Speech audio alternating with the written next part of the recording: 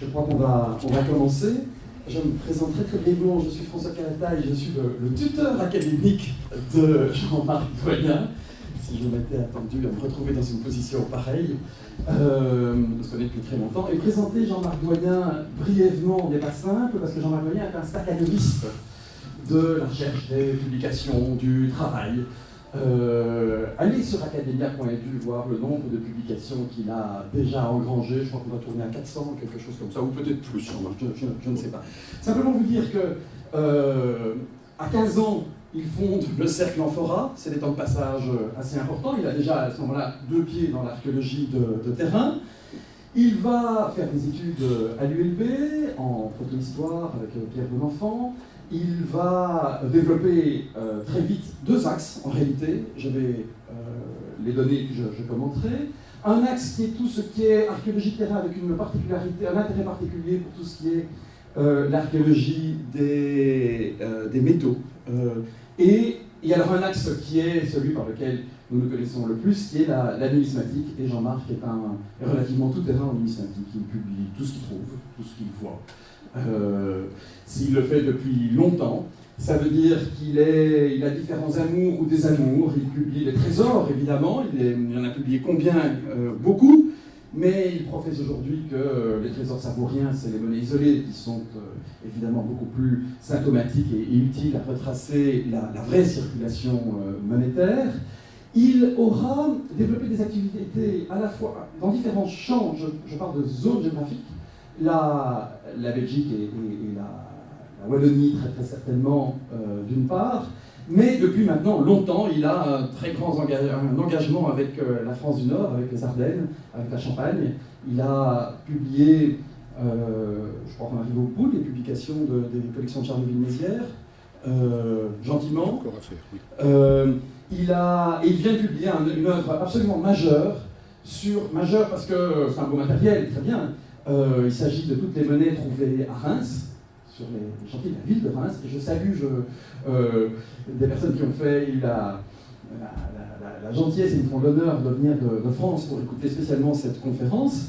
Mais à partir de ce matériel qui fait 3000 monnaies, qui fait quelque chose quelque chose comme ça, trouvé à Reims, ils ont fait une exploitation. Ils resituent ce matériel vraiment dans la perspective de l'Empire romain, ou disons de ce qui se passe au nord des Alpes. Et c'est bien là une marque distinctive chez Jean-Marc, c'est de contextualiser d'abord, et vous allez voir qu'il va le faire lors de cette conférence, et d'avoir des visées larges.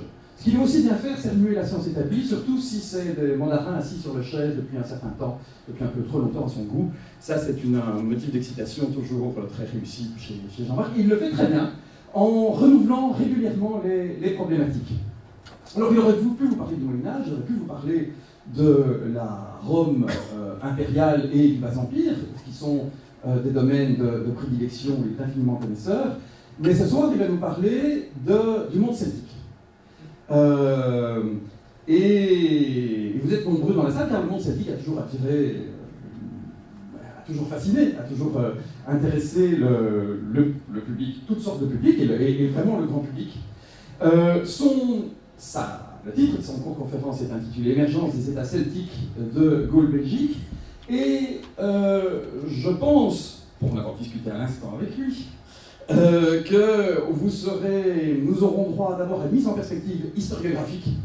Qui a fait et comment a-t-on vu les études celtiques à travers le temps? Et c'est très important, c'est à la fois tendance, mais c'est vraiment très très important. Et puis on arrivera au cœur du sujet avec les problèmes des voiries, de l'urbanisme celtique, des frontières, et enfin, pour ceux qui aiment les monnaies dans la salle, et j'en connais toute une série, on n'y échappera pas, il y aura des développements celtiques. Quand j'ai dit, je vais laisser la parole à Jean-Marc dans un instant, mais je voudrais encore ajouter que Jean-Marc a, à côté de son activité personnelle de chercheur, à côté de son activité personnelle de numismate et de fouilleur et de chercheur, il a aussi une activité absolument remarquable comme éditeur.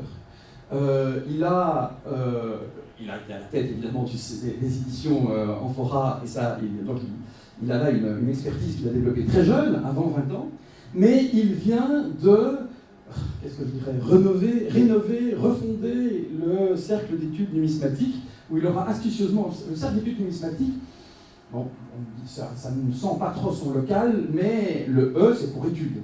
Il a gardé E, mais il en a fait un européen. Ça a tout de suite beaucoup plus d'ampleur. Et non seulement il a refondé et rénové le cercle d'études numismatiques, du moins ses publications, mais il a lancé le CHAN, qui est un journal, le premier journal qui fait le joint entre l'archéologie et la numismatique. Il y avait bien le journal international d'archéologie numismatique, qui est décédé de sa belle mort au lendemain de la Première Guerre mondiale. Mais ceci, c'est un espace de rencontre entre deux familles qui ont tout pour se fréquenter et se connaître. Ah, il va en faire de la publicité. Voilà, le Journal of Archaeological Numismatics, mais qui en réalité ne se fréquente pas autant qu'on le voudrait. Et il y a là maintenant un lieu d'expression qui est bien fait pour qu'il communique. J'en ai assez dit, sinon vous dire aussi, je terminerai par là qu'il y a 2 grandes médailles en chocolat dans le domaine de la numismatique belge, c'est le prix quinquennal du cercle d'études numismatiques et le prix décennal de l'Académie royale de Belgique, dans lequel vous retrouvez le prix Victor Tourneur. Eh bien, Jean-Marc est, je pense, le seul belge à avoir les 2. Très bien, oui. Et sur ceci, je te passe la parole. Merci.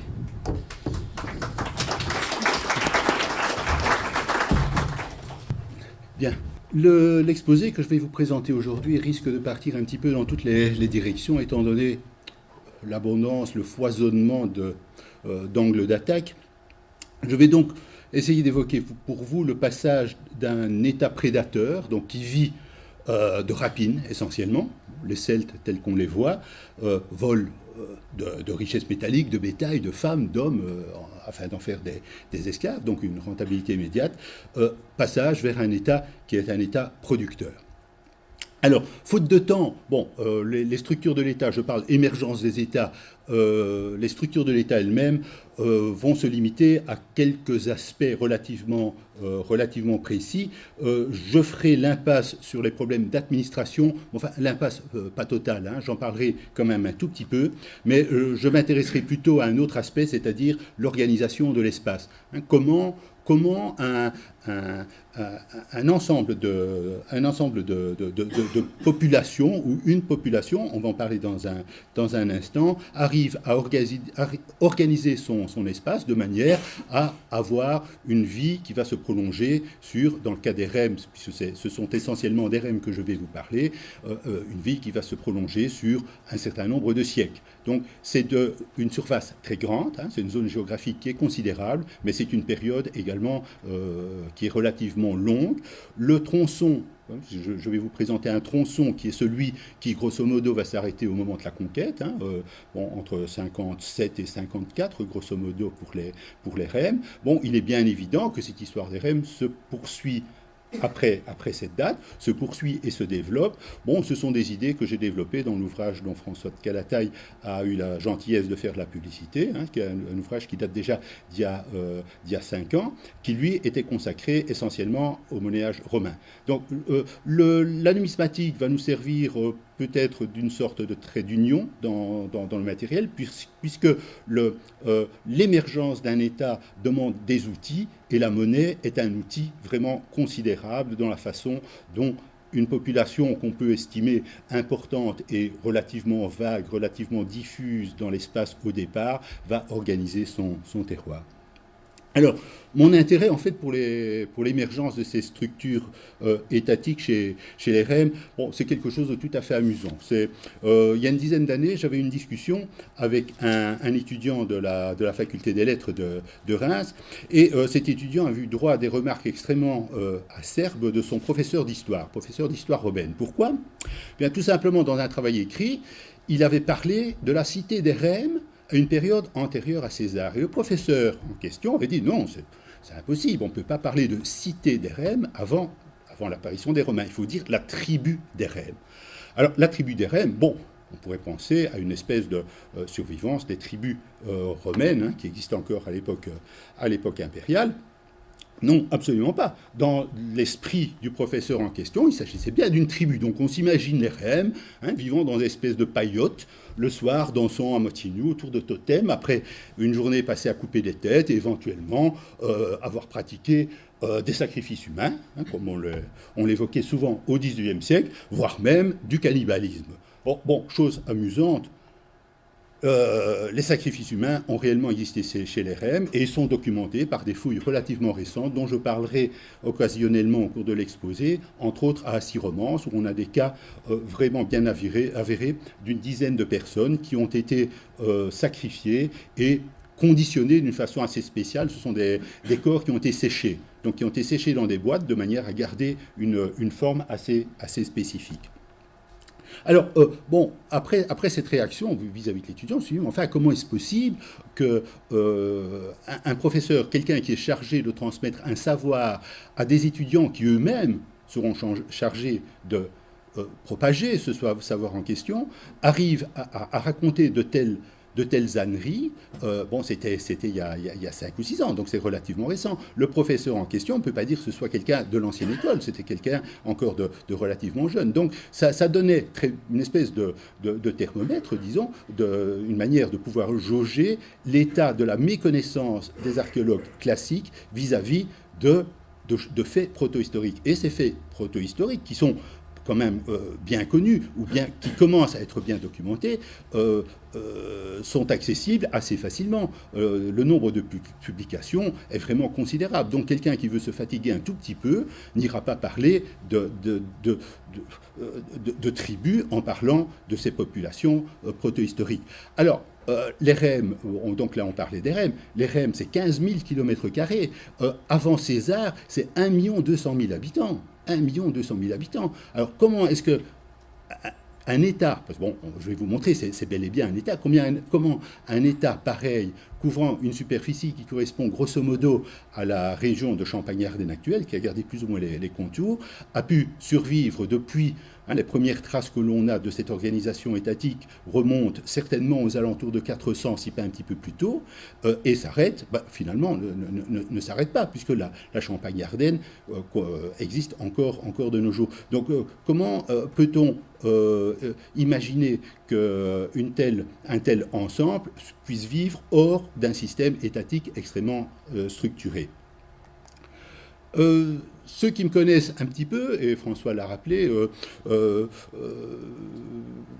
ont pris l'habitude de me voir rentrer dans le lard, entre guillemets, des idées préconçues. Alors, il est certain qu'au niveau de la protohistoire, la doxa, ce que dès les années 50, Roland Barthes appelait le divorce accablant entre la mythologie et la connaissance, dans le domaine, la doxa est vraiment quelque chose d'assez considérable. J'ai quelques textes à vous lire qui donneront... tout d'abord, le problème général, un État, c'est quoi? Je parle d'État, je parle de nation. Les fondements, on pourrait évidemment faire une séance complète consacrée uniquement à ce problème un petit peu général. Disons une des meilleures formulations est celle d'Ernest Renan en 1882, qui est évidemment bien connue. Je vous la lis tout simplement. Une nation est une âme, un principe spirituel. Deux choses qui, à vrai dire, n'en font qu'une, constituent cette âme, ce principe spirituel. L'une est dans le passé, l'autre dans le présent. L'une est la possession en commun d'un riche lait de souvenirs. L'autre est le consentement actuel, le désir de vivre ensemble, la volonté de continuer à faire valoir l'héritage qu'on a reçu indivis. Alors évidemment, c'est une opposition à la vision allemande de la nation, où le droit du sol est quelque chose de beaucoup plus important. Et si on prend quelque chose d'un petit peu plus ancien, par exemple dans le nouveau dictionnaire des synonymes de Guizot, qui date de 1822, un peuple est une multitude d'hommes vivant dans le même pays et sous les mêmes lois. Une nation est une multitude d'hommes ayant la même origine, vivant dans le même état et sous les mêmes lois. On pourrait gloser évidemment à l'infini sur ce genre de problème. Alors je parlais du poids de la doxa. Émile Thévenot, Histoire des Gaulois aux presses universitaires de France. C'est le petit que sais-je. Il est déjà ancien, il date de 1946. Ils n'ont presque rien construit de durable. Leurs demeures sont restées de misérables masures. Leur ville n'offrait pas un de ces monuments que les cités grecques de la Méditerranée ont légués à l'admiration de la postérité. Et plus loin, les nobles seuls étaient autorisés à recevoir l'enseignement des druides. Il ne faut pas trop demander à un peuple primitif. 1946, le droit de vote pour les femmes a été acquis le 29 avril de l'année précédente. Alors, peuple primitif, oui. Un texte qui va revenir un certain nombre de fois, d'ailleurs, dans le conte l'exposé, est tiré de César, dans La guerre des Gaules, livre 6. Un petit truc amusant. Les maris, donc il parle du mariage, les maris mettront en communauté, avec la somme d'argent, et il dit bien pécunias, avec la somme d'argent qu'ils reçoivent en dot de leurs femmes, une part de leurs biens égale, estimation faite, à cette dot. On fait de ce capital un compte commun. Donc le solde reste personnel. Ils prennent chacun une part équivalente. Et l'on en réserve les intérêts. Celui des deux époux qui survit à l'autre reçoit les deux parts, plus les intérêts cumulés. Alors, bon, qu'est-ce à dire si on réfléchit un petit peu? C'est extrêmement compliqué parce que, il faut faire une estimation. Est-ce que c'est de l'argent qui arrive? Est-ce qu'il y a des terrains, des domaines, etc., qui interviennent? Donc il y a une estimation à faire. Bon, il faut qu'il y ait un contrat. Est-ce que ce sont des contrats écrits? Il est évident qu'à partir du moment où on place cet argent, on a un capital que l'on place pour obtenir des intérêts, il faut des banques. Des banques, ça demande évidemment un système d'écriture qui est extrêmement compliqué. S'il y a des banques qui produisent des intérêts, ces banques prêtent de l'argent. Donc il faut qu'il y ait des emprunteurs. Donc tout ça demande un système assez complexe. Un autre texte, ou même trois petits textes pêchés à des endroits différents chez César, on trouve dans le camp des Helvètes, donc c'est tout au début de la guerre des Gaules, on trouve dans le camp des Helvètes des tablettes écrites en caractères grecs et qui furent remises à César. Ces tablettes contenaient la liste nominative de tous les émigrants en état de porter les armes, ainsi qu'une liste séparée des enfants, des vieillards et des femmes. Le total s'élevait à 263 000 Helvètes, 36 000 Tulinges, 14 000 Latobis, etc. Au total, dit César, il y avait environ 368 000 individus. Alors, bon, c'est quelque chose d'important, parce que de telles listes n'ont d'intérêt que si elles sont mises à jour. Il est bien évident qu'il n'y a pas une personne qui a compté les 368 000 individus. À la 368 millième personne, il est évident qu'il y en avait un certain nombre qui avaient passé l'arme à gauche en cours de route. Donc, il faut s'imaginer que à un niveau inférieur, il y a des gens, et bon, c'est clair, ce sont les druides, il y a des gens qui sont chargés de tenir un état civil. Alors cet état civil sert à quoi? C'est essentiellement de la taxation. On en parlera tout à l'heure.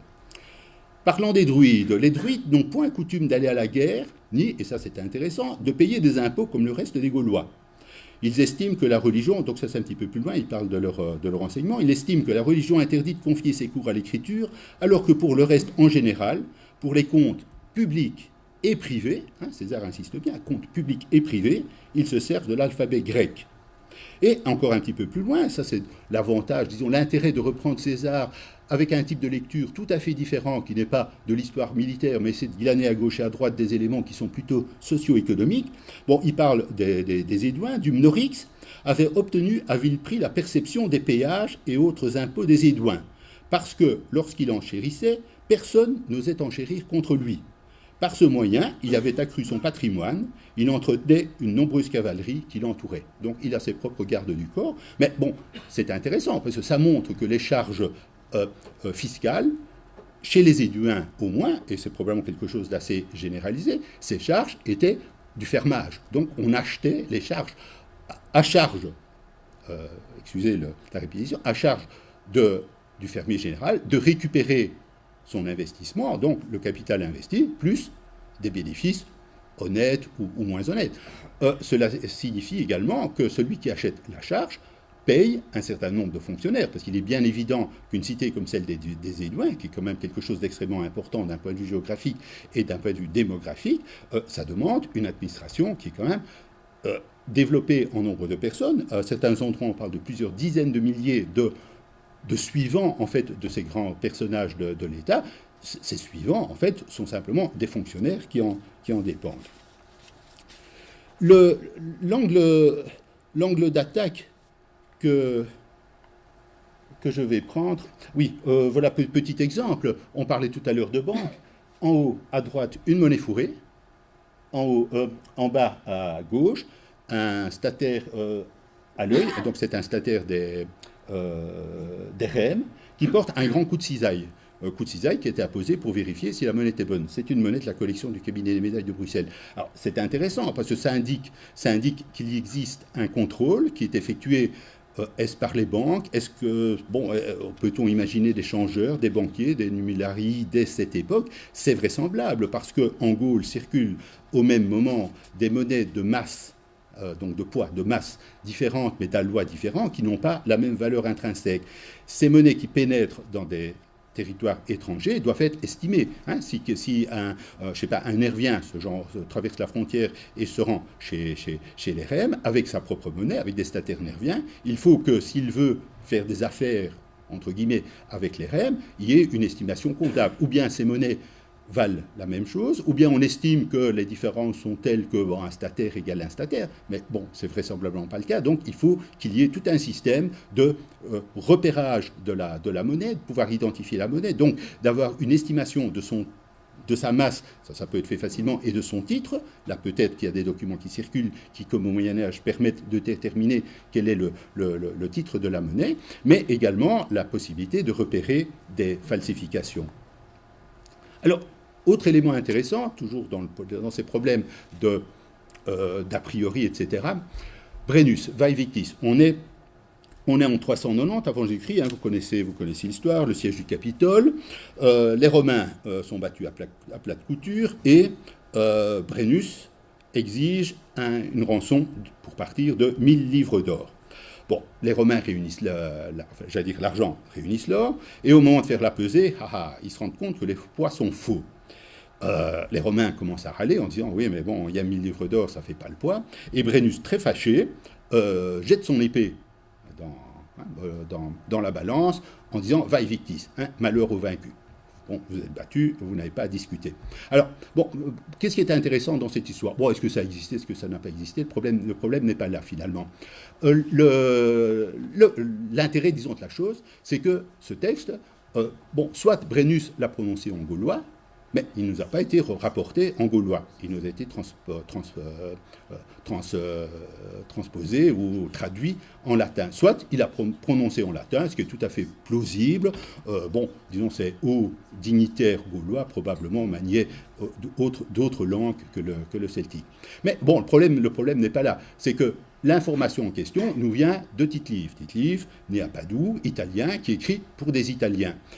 On se trouve devant une littérature de classes moyennes supérieures, destinées à des classes moyennes italiennes. César, en permanence, c'est écrit par, non pas des classes moyennes, mais des classes supérieures, à destination des classes moyennes. Vous me voyez arriver, l'angle d'attaque que je vais avoir va être un angle plutôt néo-marxiste. Pourquoi? Alors, il existe un certain nombre d'éléments très intéressants, tout d'abord lié au statut du celtisme.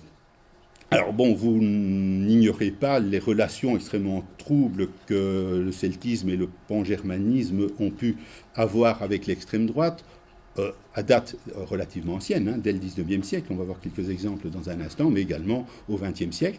Et la suite de l'exposé sera structurée à partir de la très belle affiche nazie, hein, je pense qu'elle est de 33-34, Ein Volk, ein Reich, ein Führer. On va voir pourquoi. Affiche d'ailleurs dont il y a un duplicata tout à fait récent pour la propagande de Laurent Gbagbo lors des élections de 2009 ou 2010. Cette propagande d'extrême droite qui va très fort influencer notre vision du monde celtique apparaît relativement tôt. Petite chose amusante, hein, le coq gaulois, c'est un jeu de mots, hein, c'est le gallus, hein, qui signifie coq, et la gallia, qui n'a strictement aucun rapport, qui a été choisi comme symbole du louis d'or, hein, c'est la pièce de 20 francs or de la République française de la fin du XIXe siècle. Au XIXe siècle, on va voir se développer un petit peu partout une propagande pro-celtique de manière destinée à assurer les fondements des États-nations du XIXe siècle. On va rencontrer évidemment en Belgique l'Ambiorix, le très bel Ambiorix de Tongres, qui est une espèce de duplicata de ce que les Français vont sortir à Alésia, la superbe statue. Vous imaginez le travail pour monter ce mammouth à l'endroit où il a été placé. Le Bauduogna d'Anvers, on a vu l'Ambiorix roi des Éburons, voilà un nervien pour faire le pendant. Et encore plus colossal, l'Arminius qui se trouve qui se trouve à New Ulm, c'est dans le Minnesota, toujours à la même époque. Ceux qui s'intéressent d'ailleurs à ce genre de problème d'utilisation, disons, à des fins politiques au XIXe siècle de nos ancêtres les Gaulois peuvent se rapporter au très beau livre qui est sorti tout à fait récemment d'Eugène Warmonbol consacré aux mythes et archéologie de la Belgique gauloise. Alors, bon, je parlais tout à l'heure de la propagande, disons, de la façon dont les partis d'extrême droite ont conçu un petit peu leur publicité. En fait, ça marche très bien pour aborder des problèmes de structuration des États.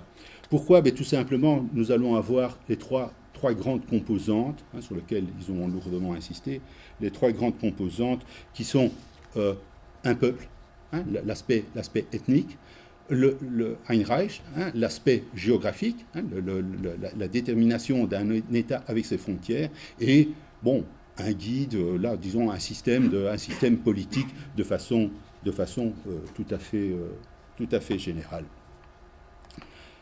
Je vais vous parler essentiellement des REM. Au départ, j'avais pensé faire la comparaison entre les REM et notre population, et j'aurais pris éventuellement les Nerviens pour donner le pendant. Mais bon, déjà, les REM vont nous emmener relativement loin, alors je pense qu'on fera relativement court de ce côté. Les REM, donc, qui occupent une toute petite partie de la Belgique, la vallée du Virouin, donc entre Vireux-Molin du côté français, Traigne pour ceux qui connaissent, avec le très beau musée du Malgré-tout à Traigne, et Chimay à l'autre extrémité. Au nord, nous avons des populations extrêmement variées. Nous avons des Adriatiques, qui sont des populations qui sont issues des Cimbres et des Teutons, donc ce sont des gens qui viennent non pas de Scandinavie, mais enfin du Schleswig-Holstein probablement, du nord de l'Allemagne. Nous avons des Condruzes qui sont liés plus ou moins directement au Trévire. Nous avons des Éburons qui sont des Germains, et nous avons des Nerviens qui sont des Germains également. Alors Germains, bon, il ne faut pas entendre ça dans le sens des Germains qu'on verra dans la littérature romaine. Les Germanies de l'époque de César sont des Celtes qui viennent de la rive droite du Rhin. Donc il n'y a pas de connotation ethnique comme on a pu le faire par la suite. Ces gens sont des Gaulois pure souche, bien souvent qui sont partagés, disons, entre les deux rives du fleuve. Aussi bien l'onomastique, l'étude de la formation des noms, que la toponymie montrent que ces régions sont bien des régions celtiques. Alors, les REM, qui sont-ils? Les REM, bon, c'est d'abord leur nom. Leur nom, c'est quelque chose d'assez intéressant. Bon, Reimos, en fait, c'est Preimos. C'est la même racine que Primus. Ce sont les premiers. Alors, bon, c'est un nom qu'ils se sont donné, ou que leurs voisins leur ont donné, premiers dans le sens de premiers habitants. Bon, ils sont là, ils étaient là avant. Avant qui? Avant tous les autres. Les Germains dont je parlais, les Belges qui vont arriver dans les années 270 avant Jésus-Christ. Donc ces gens sont d'origine locale.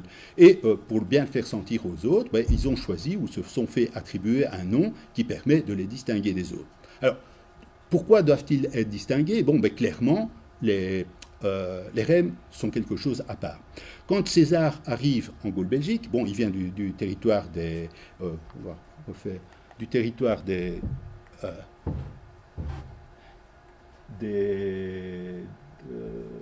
Lingons. Mais en fait, les mêles sont mal situés, ils devraient être un petit peu plus à droite. Bon, les Lingons vont aussi relativement haut. César arrive grosso modo à cet endroit-là. Et il dit qu'il arrive à la limite du territoire des Belges. Alors, la phrase est assez ambiguë parce que les REM sont en Gaule-Belgique, mais ce ne sont pas des Belges. Nulle part ailleurs, on nous dit que les REM ne sont des Belges. Dans les listes de peuples ultérieures, les REM ne sont jamais repris dans les listes belges. Et quand les REM parlent des autres, ils disent les Belges. L'air de dire, oui, mais nous n'en sommes pas. Alors, les REM ont des spécificités tout à fait particulières. Ils ont une langue un peu spécifique. Si on étudie un certain nombre de toponymes et si on les cartographie, bon, ici c'est un travail qui a été fait il y a déjà pas mal d'années par un certain Roger Legros. Il a dépouillé les textes antérieurs au XIIe siècle pour essayer d'éviter d'avoir des formations relativement récentes et il a pris quelques toponymes, disons, relativement fréquents dans la région et qui ont des implications assez intéressantes. Orle, par exemple, Orle, ce sont des gradins à flanc de collines. Il a choisi Glois. Alors Glois, ce sont des marigots, des petites étendues d'eau qui ne sont pas pérennes, qu'on doit rapprocher du gallois gulip, mouillé. Donc ce sont... Et alors quand on cartographie, et le troisième élément qu'il a pris, c'est Tomel ou Tombel.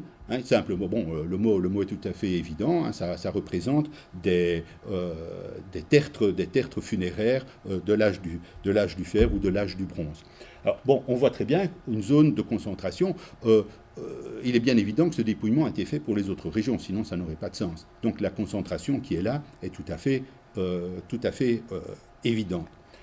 Et chose assez curieuse, en fait, cette répartition de ces différents toponymes correspond assez fidèlement à ce qu'on va retrouver à date relativement haute, aux alentours de 400 avant Jésus-Christ, concernant la dispersion des civilisations qu'on appelle la civilisation marnienne. Donc c'est ces cultures de l'Athènes ancienne, cette culture plutôt que de l'Athènes ancienne qui va se développer dans la région disons entre l'Aisne et la Marne. Alors la forme est exactement la même, l'échelle est un petit peu différente et le centrage est un peu différent, ce qui fait qu'on a l'impression, si on reprend la carte précédente, en fait, nous avons les sources de l'Oise qui sont tout à fait en haut. Ici, les sources de l'Oise sont sont quasiment au milieu de la carte. Donc, les REM se marquent par une différence linguistique. Ils se différencient également au niveau religieux, entre autres par les dépôts d'armes miniatures. C'est assez systématique, par des tombes très curieuses qui associent des chevaux et des chiens. On en a plusieurs dizaines d'exemplaires, et même des nécropoles complètes uniquement de chevaux et de chiens. Pourquoi mystère? Au niveau archéologique, bon, il est clair que les REM ont une culture qui est assez différente de celle qu'on va retrouver chez leurs voisins. Donc vers 400 avant Jésus-Christ, on voit cette civilisation marienne qui se développe. On passe de l'époque d'Alstatienne, du premier âge du fer. Cette civilisation, donc là c'est la carte des alentours de 400, se développe à partir de 475 environ. C'est un moment où le nord de la Gaule commence à avoir des contacts extrêmement fréquents avec la Méditerranée. Cette civilisation marnienne fait un usage extrêmement fréquent de corail. On retrouve de la vaisselle en bronze italique ou grecque et on retrouve pas mal d'importations comme de la céramique attique. Chose tout à fait étonnante, tout à fait extraordinaire, on voit apparaître déjà à la fin du 5e siècle de l'écriture. Alors cet objet est tout à fait extraordinaire. Les fouilles ont repris d'ailleurs à l'endroit de la découverte qui date du 19e siècle, ont repris cette année-ci ou reprendront l'année prochaine. C'est un fragment de vase qui porte une inscription en caractère lépontique, donc ces langues qui ont servi à transcrire des langues gauloises en Italie. Et on a un petit morceau du bord. Il faut s'imaginer que c'est une grande coupe dont tout le bord avait été gravé d'une inscription. Le morceau qu'on a se lit Rouerix, et le Rouerix en question est une formation qu'on va retrouver en irlandais dans Ruam la tombe. Donc c'est traduit par la tombe du roi. En fait, ce n'est pas la plus ancienne inscription trouvée au nord des Alpes. Il y en a une qui est plus ancienne et qui date du 6e siècle, donc à date extrêmement haute, qui vient de Montmoreau dans le Jura. Alors, une des caractéristiques également de cette civilisation marnienne, ce sont les tombes à chars.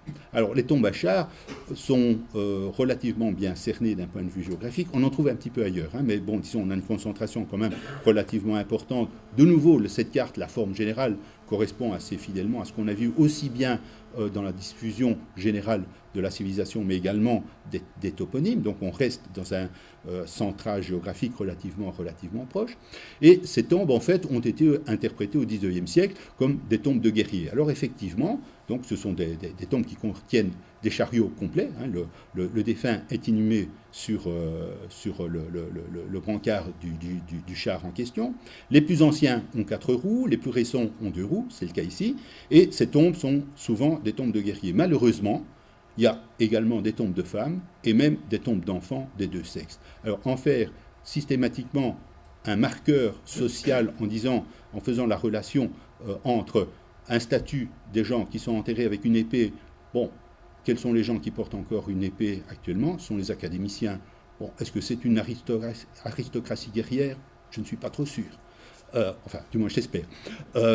Donc, disons, essayer de faire passer, passer d'objets qui sont des marqueurs sociaux à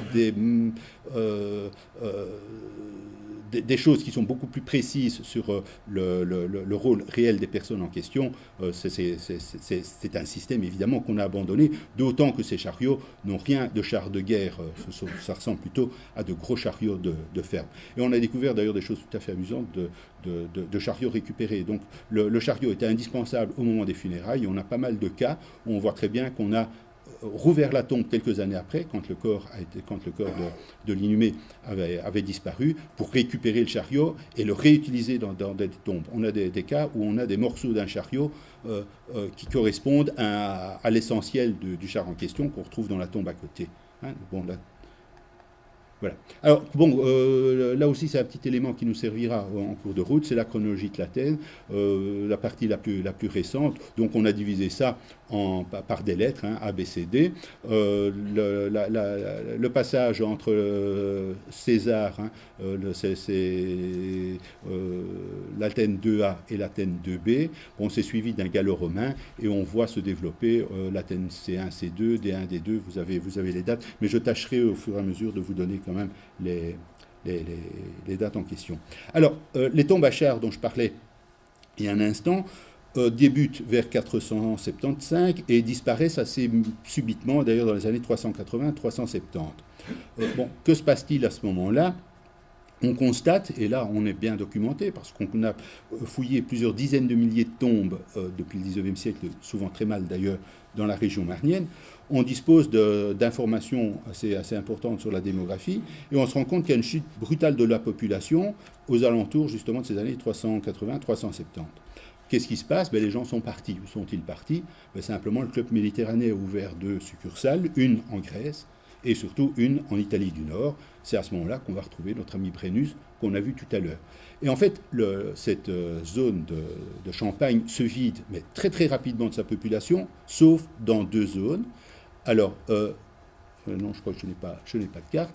Se vide dans 2 zones. Subsistent les marais de Saint-Gon, donc tout à fait au sud du territoire des Rèmes, et surtout une zone qui se trouve juste au nord de Reims, qu'on appelle la zone de Ben-Suip. Alors il y a une stagnation de cette carence de population jusqu'au début du IIIe siècle, et ensuite la population va réaugmenter de façon assez progressive. Vers 270, je l'évoquais tout à l'heure, on voit arriver des populations qui sont originaires d'Europe centrale ou des Balkans.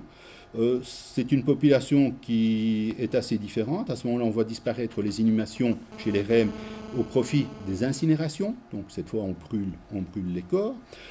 C'est le moment de la reprise des contacts avec le Sud, c'est le grand développement du mercenariat, et c'est l'époque des premières émissions monétaires locales. Arrivée de populations d'Europe centrale qui vont rester marquées de façon très importante dans le courant du IIe siècle, puisqu'on constate qu'un tiers, 30% des monnaies gauloises trouvées en Europe centrale sont des monnaies des Rèmes.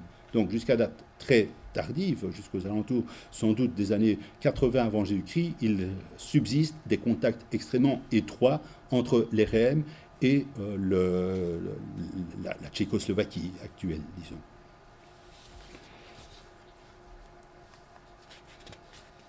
La gestion, je pense, oui, bon, donc on a vu la partie peuple, on va examiner le problème du pays, le territoire.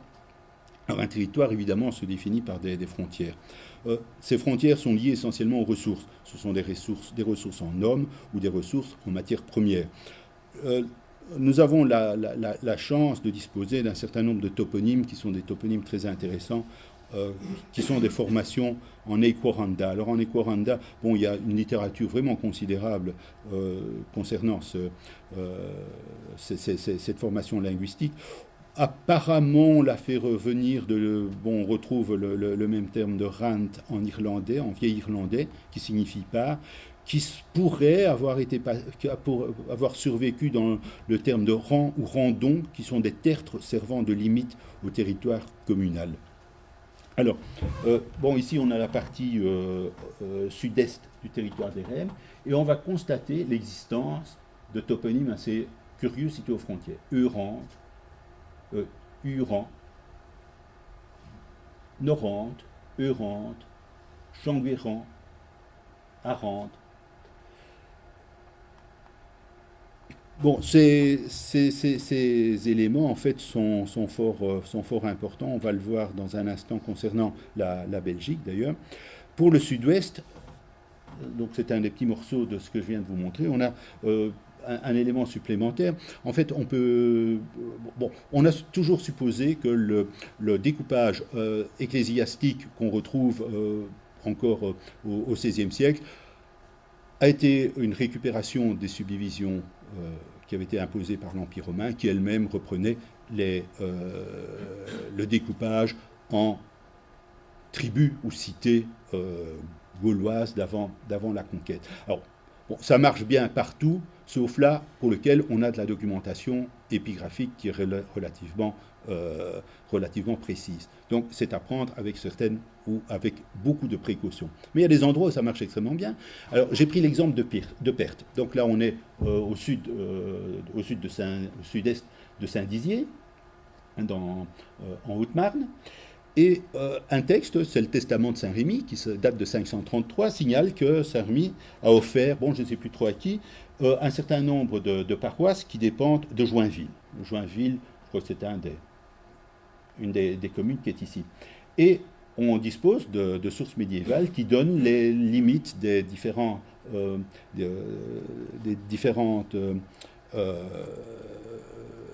paroisses qui dépendent de l'archidiaconé de Perthes. Perthes, je ne sais pas, oui, Perthes en fait. Et là, on a des inscriptions, on a des tessères également qui signalent Perthes ou Pertensenses, donc le toponyme est certainement antique. Et on a la possibilité de faire la cartographie, c'est tout simplement ce que j'ai fait ici. J'ai reporté en couleur, de façon assez rustique, les limites de cet archidiaconé de Perthes. Et assez curieusement, on a le bois des Harantes qui se trouve juste de l'autre côté de... Donc en fait c'est une forêt, et on peut par ce biais supposer que en fait la limite médiévale, celle qu'on retrouve même de l'extrême fin de l'Antiquité, en 533, ce découpage en fait est bien marqué par ce toponyme en Eikwo-Randa. Alors c'est quoi ces toponymes en Eikwo-Randa? Tout simplement, ce sont des bureaux de douane. Ces populations celtiques, cet état des Rèmes, contrairement à ce qu'on a toujours écrit autrefois, on dit, ah oui, les frontières des peuples gaulois, ce sont des zones un peu floues, ce sont des marécages, etc. Il est bien évident qu'un système, comme on le verra, qui est basé sur l'exploitation agraire, où on a vu également l'importance des listes nominatives, donc de l'état civil, il y a une cadastration, puisque le fisc, l'imposition se fait au niveau de la terre, il est bien évident qu'un État structuré ne peut pas avoir des frontières floues. Et assez systématiquement, tout autour de la cité de cet État Rème, on va trouver ces toponymes en Eikwo-Randa. Voilà un document tout à fait provisoire qui nous donne un petit peu cette espèce d'extension au sud-est de la cité des Rèmes. La Belgique, en fait, se trouve là-bas tout à fait au nord. Tout à l'heure, je vous ai expliqué que la cité des Rèmes, ou cet État Rème, couvrait 15 000 km², donc c'est quand même quelque chose de considérable. Alors, un autre petit tronçon, c'est la frontière belge. Nous avons du côté français Vireux-Valran, avec un toponyme qui est peut-être un Ekoranda, parce qu'à l'autre extrémité, c'est ce qu'on appelle la calestienne, c'est la bande calcaire, on a un Walran, une sorte de Walran. Entre les deux, nous avons Gérondelle, c'est un Ekoranda à peu près assuré, et on a un toponyme intéressant, Nîmes. Nîmes, en fait, la forme la plus ancienne qui date d'époque carolingienne, je crois qu'on a un texte de 840, c'est Nymos. Alors Nymos, c'est le même toponyme que Nîmes en France. C'est exactement à la même époque Nymos. Et en fait, c'est un émétone. L'émétone, c'est le bois sacré. Et ces bois sacrés, en général, ces toponymes, quand on les reporte sur une carte, sont des toponymes de frontières. Donc assez systématiquement, bon, le bois sacré aussi, où se trouve-t-il? Bon, les gens qui connaissent un petit peu Nîmes connaissent très bien la résurgence de l'eau noire. En fait, on a la rivière qui est celle-ci, qui est l'eau noire, qui rentre dans un massif rocheux aux grottes de Neptune sur Tigny et ressort après 24 heures à Nîmes, où il y a une résurgence qui a sans doute été sacralisée à l'époque. Alors plus important, on a tout un glacis de fortification. Il y en a 10, bon, éloignés de façon plus ou moins régulière, qui semblent plus ou moins contemporaines, dont certaines ont été fouillées, mais pas toutes. Alors pourquoi ce glacis? Des éléments intéressants, mine de plomb, peut-être argentifère, mais certainement du plomb, du cuivre, et surtout l'or, qu'on a du côté de Nîmes, mais surtout aux sources de l'Oise.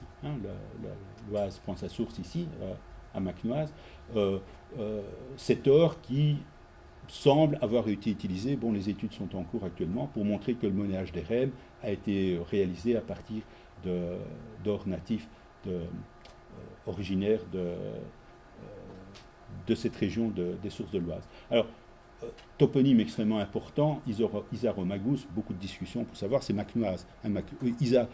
Isara, c'est le nom de l'Oise, Magus, c'est le marché. Et Macnoise, c'est le marché sur l'Oise. C'est un toponyme important et c'est un site extrêmement important pour lequel on a une inscription qui a été trouvée dans les années 30, qui donne un nom de Dieu dont j'ai oublié exactement le terme, je crois qu'on y reviendra. On y reviendra tout à l'heure. Donc c'est un des points majeurs, disons, pour la région. Donc, alors pourquoi ce glacis de fortification?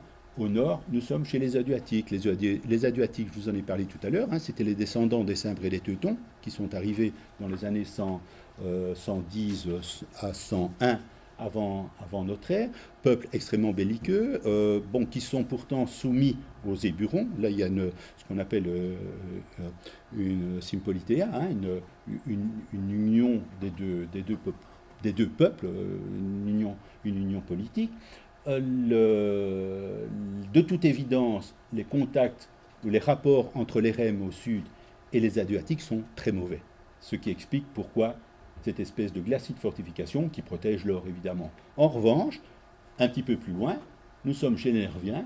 Alors là, avec les Nerviens, les Rèmes ont l'air de fort bien s'entendre. On trouve pas mal de monnaies nerviennes chez les Rèmes et pas mal de monnaies Rèmes chez les Nerviens. Aucune fortification pour protéger cette zone où la frontière fait quand même des dizaines et des dizaines de kilomètres, c'est pas des centaines de kilomètres. Donc ce petit aspect de l'archéologie permet quand même de déboucher sur des choses fort intéressantes relatives à l'organisation territoriale et des rapports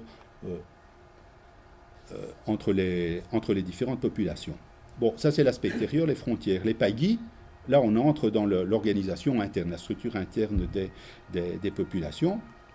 Alors, très peu de sources malheureusement pour les Rèmes, une inscription, on va la voir dans un instant, et les monnaies. Alors les monnaies sont intéressantes parce que leur cartographie, bon voilà un type relativement ancien, qui date des alentours de 150 avant Jésus-Christ. Bon, c'est une carte c'est une carte de densité, donc l'ordinateur calcule en fonction du nombre d'exemplaires trouvés sur les sites des isolignes, donc des lignes qui correspondent à des densités identiques. Bon, voilà ce que ça donne pour ce type de potin. On a reporté une ancienne... Bon, le contour n'a pas été réalisé par moi, et en fait, c'est une ancienne version des Rèmes. On a eu la petite excroissance qu'on a vue tout à l'heure, elle est bien dessus, mais en fait, on monte beaucoup plus haut, puisque la vallée du Viron est ici. Donc, en fait, la frontière vient ici, et en fait, va beaucoup plus loin, également, vers l'ouest. Donc là, ça a l'air de pas trop mal coller. On a une seule inscription, qui nous donne un Pagus venectis, donc des vénectes, bon, vénectes ou vénètes. L'inscription est d'époque impériale, mais enfin, c'est la seule attestation que l'on ait de cette population. Nizy-le-Comte, c'est à une quarantaine de kilomètres de Reims, sur la route qui mène, on en parlera tout à l'heure, c'est la Reims-Bavay, mais en fait, au départ, c'est pas la Reims-Bavay, c'est la Reims-Macnoise. Et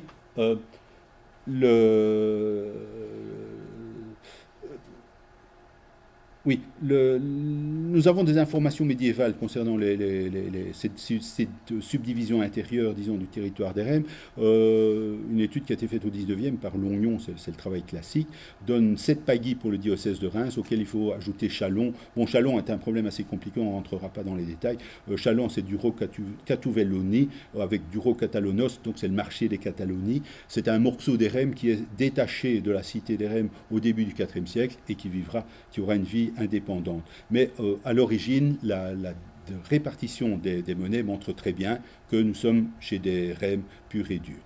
Alors, des nombreux pagis chez les Rèmes? Non, certainement pas. C'est une population quand même relativement homogène. Simplement en prenant le nombre de types de monnaies, on se rend compte que les Rèmes ont produit 8 types de potins entre, disons, grosso modo 200 avant Jésus-Christ et l'arrivée de César, 6 types en bronze, 4 en or et 3 ou 4 qui sont des monnaies en or liées. Au total, on a 21 types différents. Si on prend les Ambiani, leurs voisins, Papa immédiat, etc., pour la même période, tenez-vous bien, on a 163 types différents de monnaies de bronze et 19 en or. Donc les Rèmes sont une population homogène. Il y a effectivement des subdivisions intérieures. Alors, Pagus, est un terme tout à fait... c'est ce qu'on appelle un terme polysémique, ça recouvre des éléments extrêmement différents. Au départ, c'est un terme qui n'a absolument rien de territorial. Quand César parle des Helvètes qui se mettent en déplacement, il dit « les Pagis quittent leurs oppidas ». Donc là, il faut comprendre Pagus dans le sens de subdivision territoriale, mais pas liée, subdivision de population, mais pas liée à un territoire. Par la suite, les territoires correspondront à une entité ethnique ou sous-ethnique, et Pagus deviendra une zone géographique tout à fait limitée. Donc on voit très bien que chez les Rèmes, il y a effectivement des petites subdivisions internes, probablement pas beaucoup, mais qui n'ont strictement aucune influence sur l'organisation de l'État, alors que pour leurs voisins, on se rend compte qu'il y a une multiplication des monnayages. Alors pourquoi cette multiplication? Bon, il y a probablement un monnayage d'État. Bon, on peut supposer que le monnayage d'or est un monnayage d'État, mais bon, des pagis peuvent éventuellement frapper, mais on peut imaginer que des collectivités locales ou des temples également ont leurs propres émissions monétaires. L'habitat, les centres régionaux, là c'est quelque chose aussi qui va structurer très fort le paysage. Un des sites les plus importants, c'est Assy-Romance, qui est une fouille qui a été remarquablement menée par... je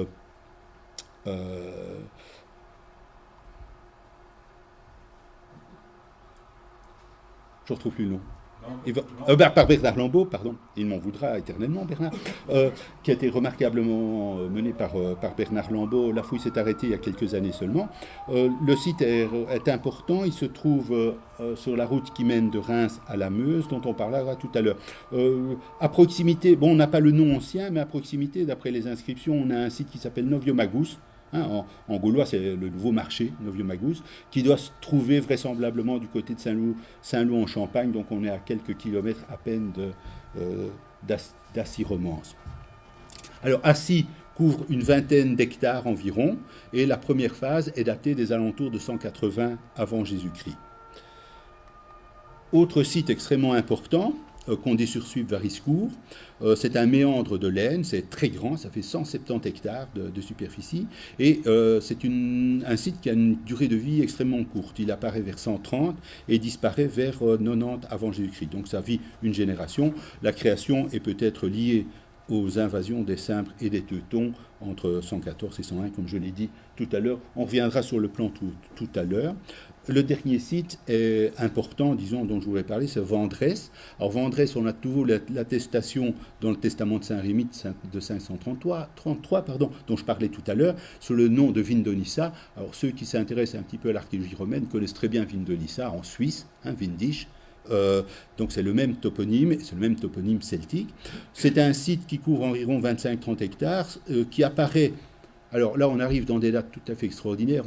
On a la chance de travailler sur des sites où les matériaux périssables sont conservés, donc des bois, et on peut annoncer que Vendresse est occupée après 228 avant Jésus-Christ, que la phase intense se situe entre 196 et 163. On a une deuxième phase d'activité entre 135 et 114, et une dernière phase qui est postérieure à 78. Donc on arrive à cerner, grâce aux données de la dendrochronologie, des périodes qui sont datées à l'année près. La naissance d'une capitale. En fait, si on reprend l'histoire où nous en étions tout à l'heure, aux alentours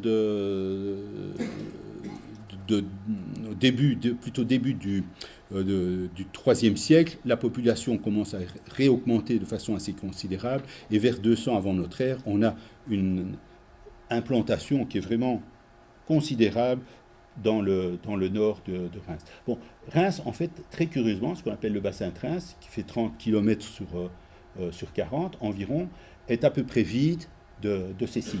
Donc on a un énorme ensemble de sites qui sont aussi bien des sanctuaires que des habitats ou des nécropoles. De cette carte 200, il faut soustraire Château-Porcien, fortification mais qui est plus récent, et Condé-sur-Suippe, qui est également un peu plus récent. Je vous ai dit, le site est créé aux alentours de 130 avant notre ère. Donc on a une population extrêmement dense, une population qui, de toute évidence, n'a pas besoin de fortification.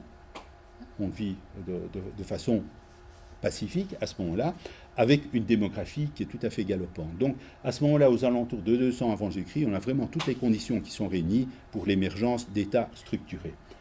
Reims, assez curieusement, se situe dans une zone qui est vide.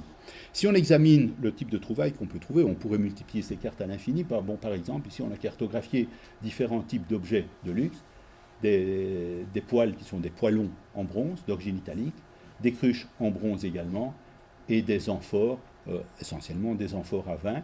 Et on voit très bien qu'on a le même genre d'informations, sauf que pour le vin, Reims apparaît également deux sites qui sont un petit peu plus au sud, mais on constate qu'on a le même développement des importations de matériel luxueux.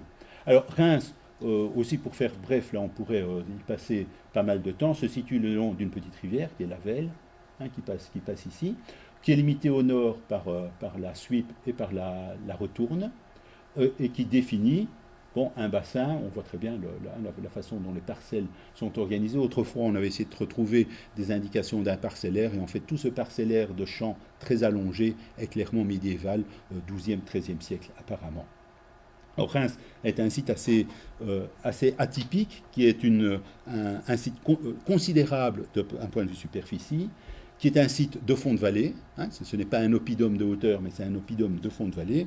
De là, d'ailleurs, le toponyme, puisqu'en fait, le texte, enfin le nom ancien qui est conservé, en fait, est très intéressant, parce que c'est vraisemblablement le toponyme le plus septentrional attesté par les sources grecques.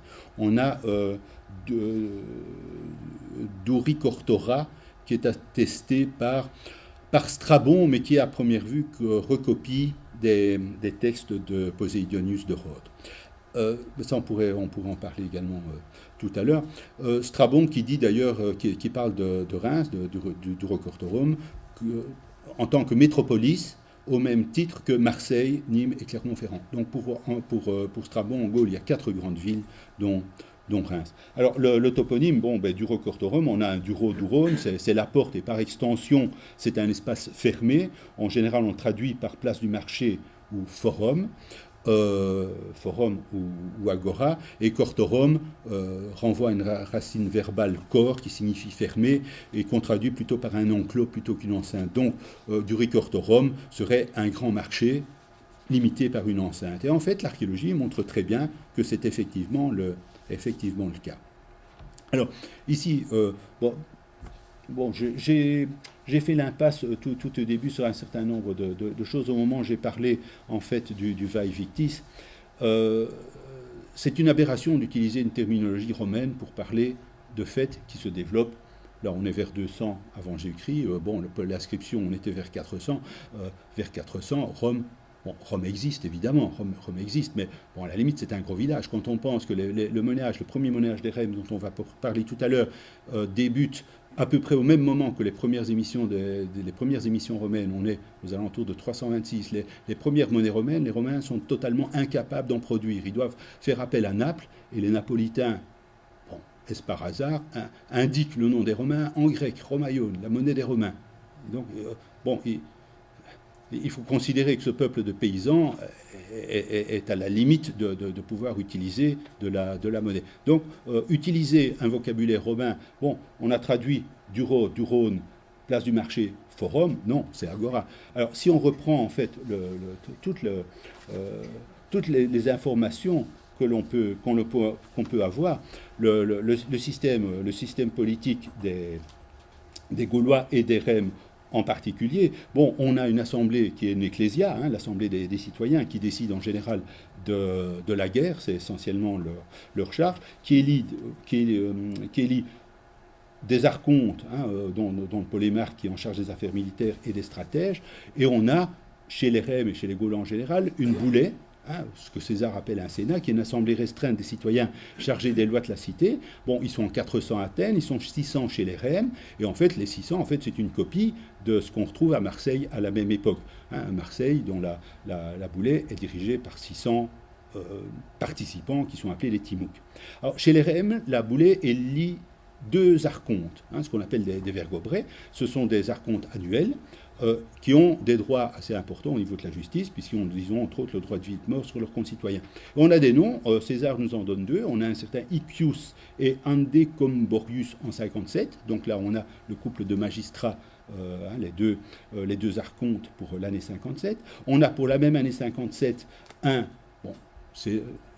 quand on prend la littérature relativement récente au XIXe, on lit un général de cavalerie, c'est un hipparque, c'est un vieux bonhomme, il s'appelle Verticius, et César dit il était tellement vieux que il n'était pas capable de monter sur son cheval, il fallait le hisser sur sa monture.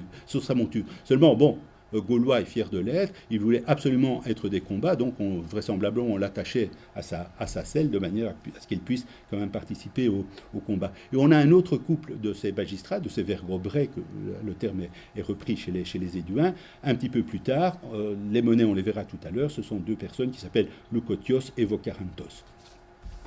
Donc je reviens à Reims en fait, on dispose de deux éléments. D'abord il faut extraire de cette carte l'ovale, qui est l'enceinte du Bas-Empire, qui vient s'intégrer dans le cercle de ce qu'on appelle l'oppidum, et lui-même inscrit dans une immense enceinte qu'on a souvent appelée l'enceinte augustéenne, et qui est en fait beaucoup plus ancienne. Alors, l'oppidum est connu encore relativement imparfaitement, mais enfin est connu par un certain nombre de couples. C'est une construction tout à fait considérable. Le fossé fait 45 mètres d'ouverture pour quasiment 6 mètres de profondeur, et avec la levée de terre qui en était extraite, on peut estimer entre 16 et 18 mètres le dénivelé entre le fond du fossé et le sommet de la levée de terre. Pas du rempart, le rempart venait encore au-dessus. 18 mètres, ça fait un immeuble de 4 étages.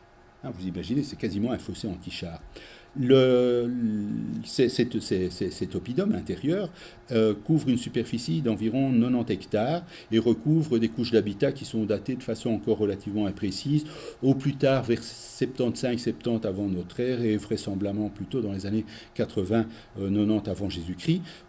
C'est une fortification plutôt qu'il faut considérer comme symbolique et qui est installée dans dans une structure qui est beaucoup plus ancienne. Bon, vraisemblablement, ce qu'on appelle l'oppidum devait ressembler à ceci. Hein, c'est le camp d'Attila à la Chèpe, même genre de levée de terre, considérable, même superficie et même forme, à peu près circulaire. Mais autour, disons, de Reims, et ce qui correspond de toute évidence au toponyme, c'est-à-dire le cortère, hein, le grand marché enclos, c'est ce qu'on a appelé pendant longtemps l'enceinte augustienne, qui est un fossé réellement considérable lui aussi, qui fait une vingtaine de mètres d'ouverture, 5 mètres de profondeur. Alors là, c'est une coupe qui a été faite il y a quelques années. Le rapport de fouille vient seulement de sortir. Le talus du fossé est ici. Donc c'est taillé dans la craie, et vous voyez une échelle de 2 mètres à quoi ça correspond. Ce fossé, d'ailleurs, on a la coupe. Hein, venant de l'extérieur, on a le fossé lui-même, qui est un fossé en U, avec un fond plat, la levée de terre, et à l'intérieur, il y a un petit fossé qui vient le redoubler, qui est peut-être plus ancien. Alors, ce toponyme lié à Reims, évidemment, à quoi on peut se poser la question, à quoi ça correspond. L'archéologie a montré relativement peu de traces d'occupation à l'intérieur du site. On a peu d'artisanat, pas de poterie, peu de fer, des importations, on boit des amphores, qui contiennent de l'alun, des îles Lipari, qui sont destinées aux teintures de tissus. Mais on trouve des monnaies, on trouve beaucoup de monnaies, vraiment, vraiment beaucoup de monnaies. Les fouilles récentes en ont livré 300, les fouilles anciennes en ont livré 700, et bon, je me suis amusé à faire une petite estimation, c'est-à-dire j'ai repris simplement le nombre de mètres carrés qui ont été fouillés, le nombre de monnaies gauloises trouvées, et j'ai multiplié par la superficie de l'oppidum, hein, la partie intérieure. J'arrive à 320 000 exemplaires. Mais il est bien certain que l'oppidum ne constitue qu'une petite partie de l'ensemble, des 600 hectares.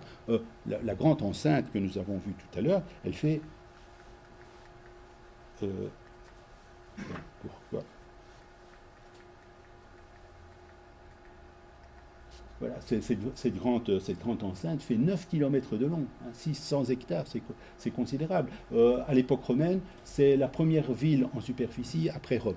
C'est ces 600 hectares qui sont à peu près partout occupés.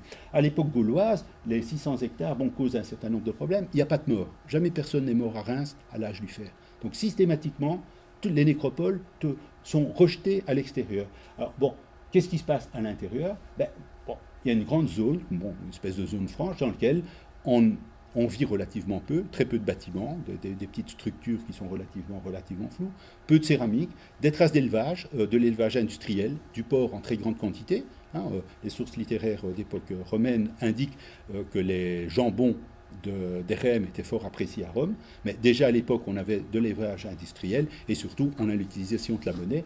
On peut estimer le nombre de monnaies perdues, donc des monnaies isolées, il n'y a aucun trésor là-dedans, à environ 1 million d'exemplaires.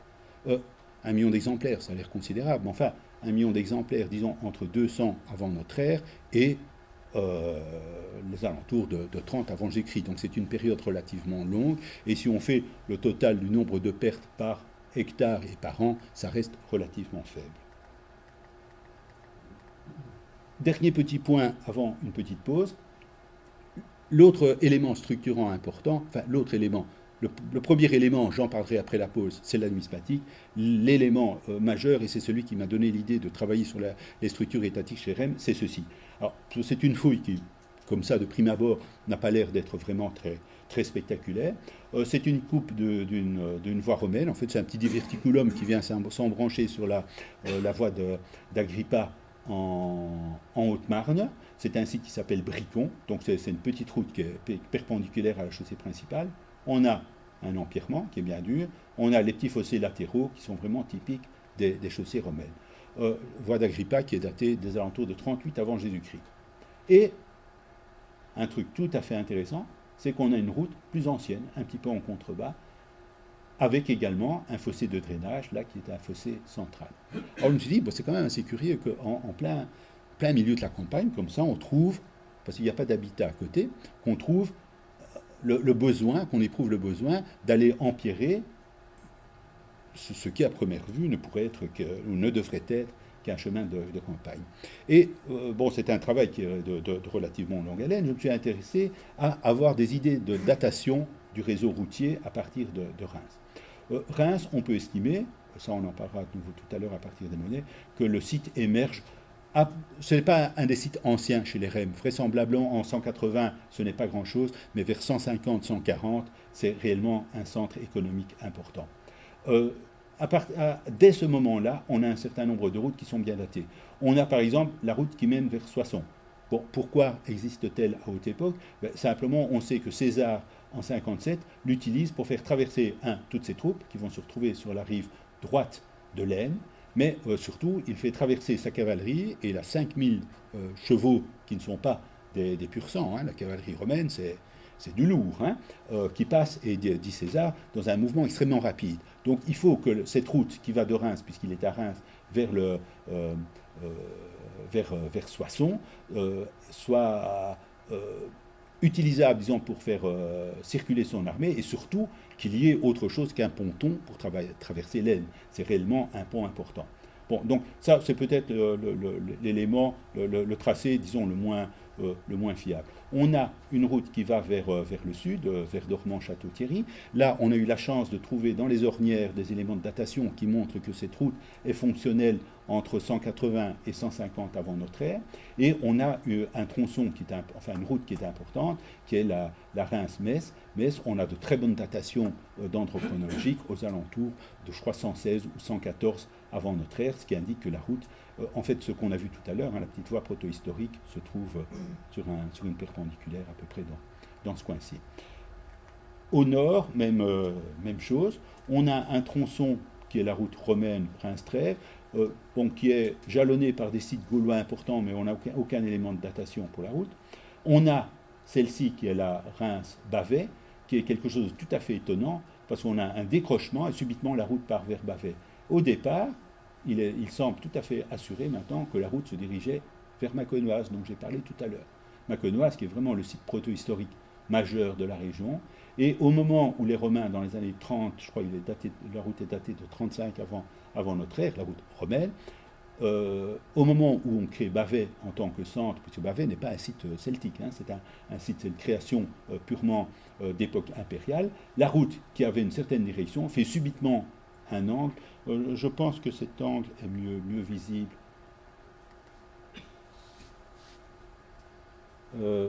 sur la carte.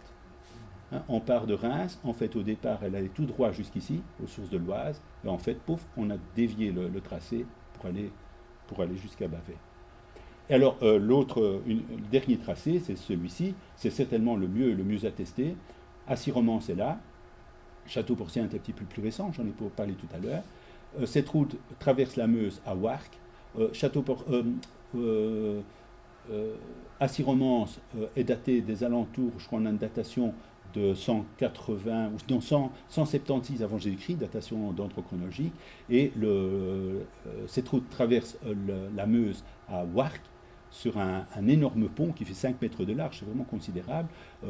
Donc pas 5 mètres de long, 5 mètres de large, donc il y a moyen des chariots de se croiser sur le pont, et cette structure est datée de 196 avant Jésus-Christ. 196 avant Jésus-Christ. Alors tout ça pour dire quoi? Tout simplement ce qu'on considère comme le réseau routier romain, vers 200 avant Jésus-Christ, tout est là. Tout est là. Le problème est de savoir qui a précédé quoi.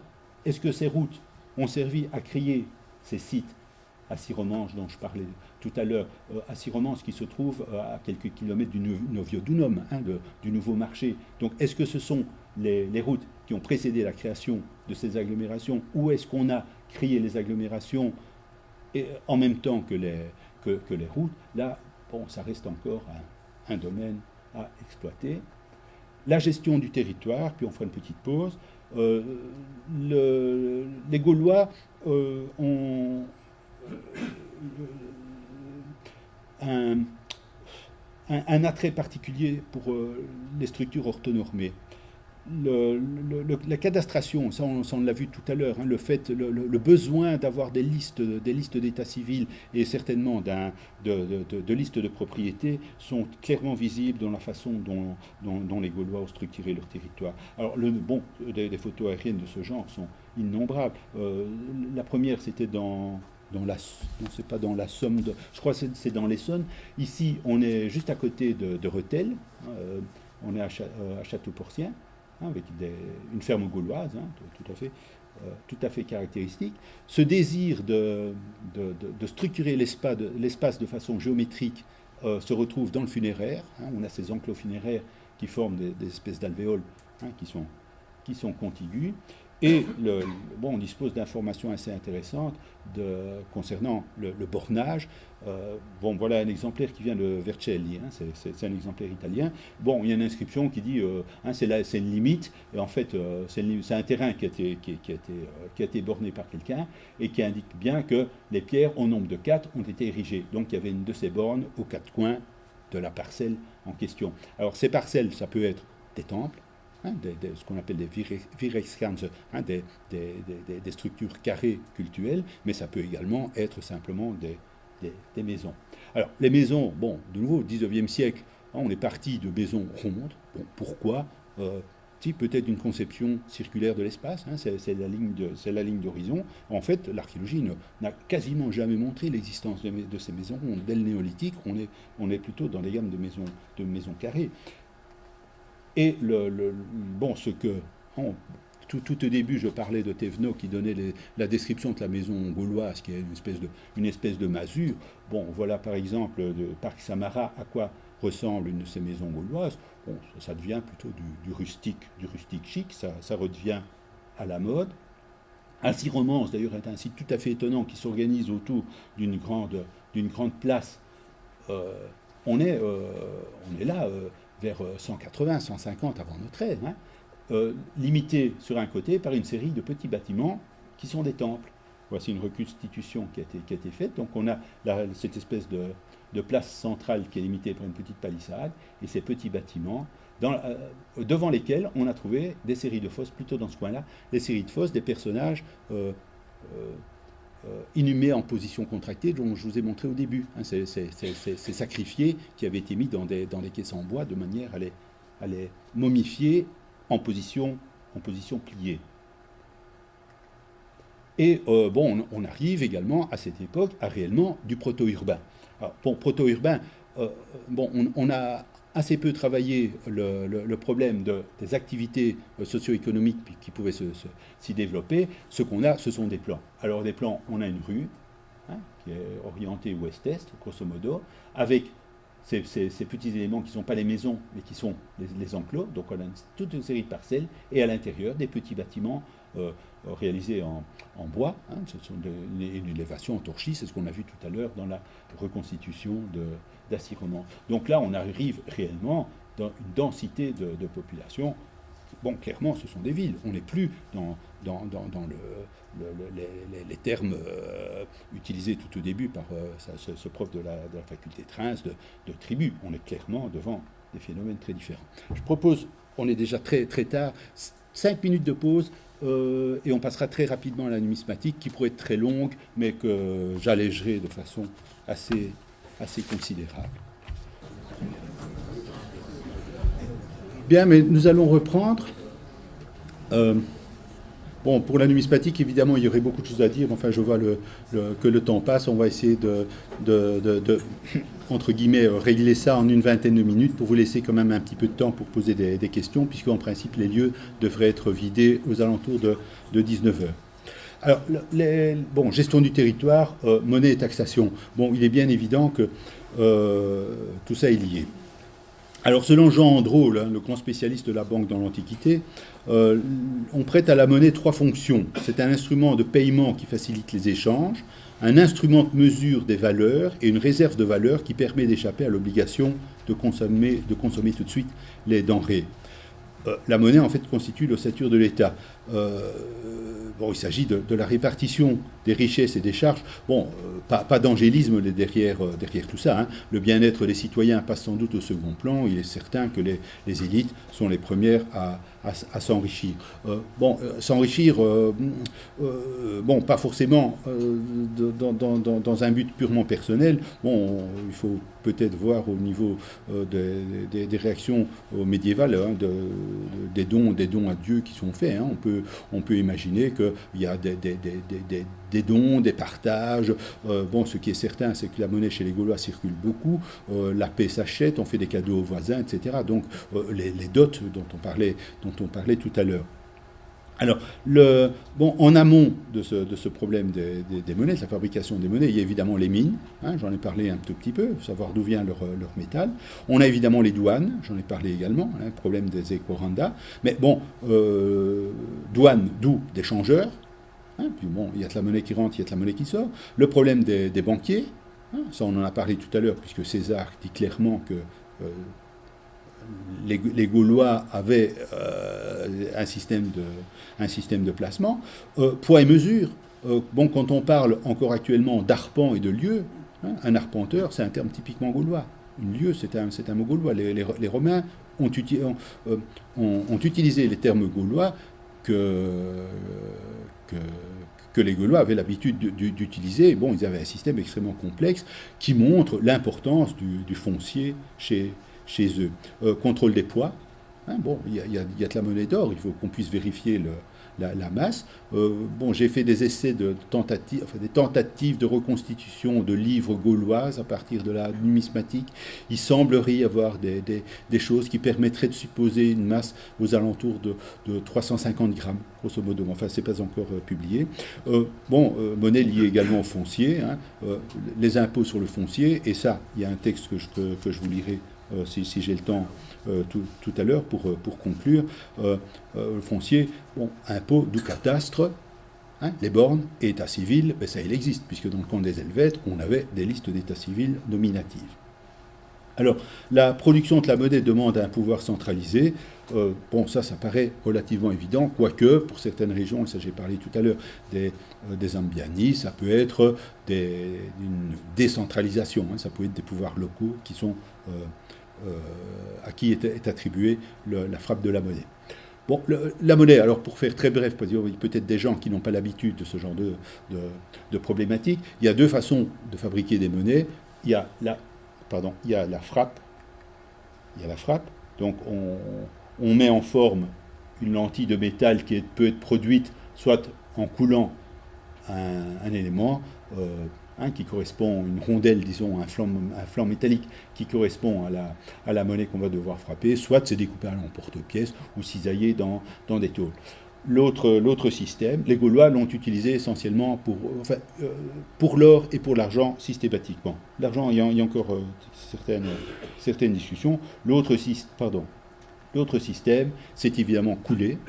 Les Gaulois l'ont pratiqué de façon tout à fait intensive, à date relativement ancienne. C'est une vieille technique, évidemment, qui était mise au point au début de l'âge du bronze pour la fabrication des objets. Et ça, les Celtes de haute époque, hein, du deuxième millénaire, dominaient parfaitement aussi bien les techniques de composition métallique, hein, comment composer des alliages et avoir des alliages avec des éléments techniques, des résistances spécifiques ou même des couleurs spécifiques. Et là, c'est le système, disons, qui était le plus simple. Alors, de nouveau, pour faire très bref, les prototypes, la vallée de la Somme, les Ambiani ont utilisé un prototype dont on n'a jamais trouvé en fait de statère tarentin officiel dans la région. On a des copies qui sont limitées à la vallée de la Somme et avec un petit débordement du côté de la Grande-Bretagne, mais également, le type le plus courant, c'est le statère de Philippe de Macédoine, dont la plupart d'ailleurs, François serait là, il confirmerait, ont été émis par Alexandre le Grand, donc la plupart de ces monnaies sont posthumes. Ici on a le petit trident qui est la marque de Pella, et les premiers prototypes gaulois sont extrêmement proches. Quand on voit la qualité de ce statère helvète du IIIe, c'est extrêmement proche des originaux. Ces monnaies originales, donc les statères de Philippe, arrivent non pas par le Danube, non pas par la Méditerranée, mais arrivent par la façade atlantique. Ce sont les ronds évidés, donc la concentration est plutôt de ce côté-là, et on en a pas mal en Espagne. Les copies, ce qu'on appelle les copies de la première génération, donc les prototypes à la fois lourd, puisque le statère de Philippe pèse 8,40 g et est réalisé dans un or extrêmement pur. Donc les exemplaires les plus anciens ont une zone de quand même une concentration qui est largement centre de la France. Le type qui nous intéresse ici, concernant les Rèmes, voilà un exemplaire trouvé à Reims, s'appelle statère de Montmoreau. Assez curieusement, au départ, donc la personne qui a fait l'étude, John Seals, au départ avait voulu appeler ces monnaies type de Reims. Puis bon, il s'est dit Reims quand même, c'est très au nord, pourquoi est-ce qu'on aurait été fabriquer des monnaies à date aussi ancienne dans le nord, etc. Et il a préféré les appeler statères de Montmoreau, dans le Jura, parce qu'à Montmoreau, il y a un exemplaire qui a été trouvé, alors qu'à Reims, on en a deux. Enfin, on en avait deux jusqu'à il y a quelques années où, dans le sud du territoire des Rèmes, on a découvert un coin monétaire. Le voilà, donc c'est un coin de revers qui a servi à frapper ces statères d'or. Donc on est à peu près assuré que les Rèmes ont réellement produit, vers la fin du IIIe siècle avant Jésus-Christ, ces statères d'or. Les types clairement attribuables aux Rèmes, parce que là, bon, ça reste relativement hypothétique, on peut dire à la limite un coin a pu se promener, circuler dans un endroit où normalement il n'aurait pas dû être utilisé pour la frappe. Pardon, le type le plus courant chez les Rèmes, c'est ce qu'on appelle statère à l'œil. En fait, on a un œil, c'est ce qui reste d'un visage. On a la couronne de laurier du visage d'Apollon, le nez a disparu et reste l'œil et une grande pupille. Le revers, lui, est un cheval tout à fait classique. Zone de concentration, bon, qui correspond relativement bien à ce qu'on peut s'attendre pour un monnayage Rème. En revanche, des études beaucoup plus détaillées montrent que si on cartographie des variétés liées aux matrices, on peut mettre en évidence deux groupes différents. Alors ces deux groupes, donc il y a un groupe des Eastern Series et Western Series, correspondent à des émissions quantitativement tout à fait considérables. Là, je n'entrerai pas dans les détails, mais on peut estimer que chacune de ces émissions correspond à environ 30 tonnes d'or.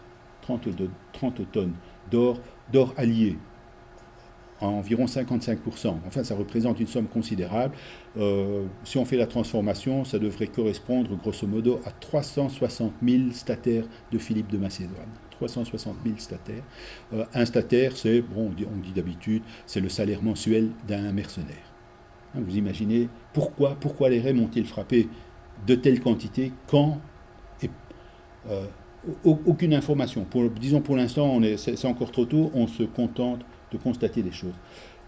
À date un petit peu plus tardive, des monnaies avec inscription. Ici, ils ont utilisé les caractères latins. On est à date tardive, on est vers 54, et on a deux personnages dont j'ai parlé tout à l'heure, qui sont Leucotios, Leucotios, le S a disparu, et l'autre qui est Vocarant, Vocarantos, probablement les deux archontes ou vergobrets des Rèmes vers 50.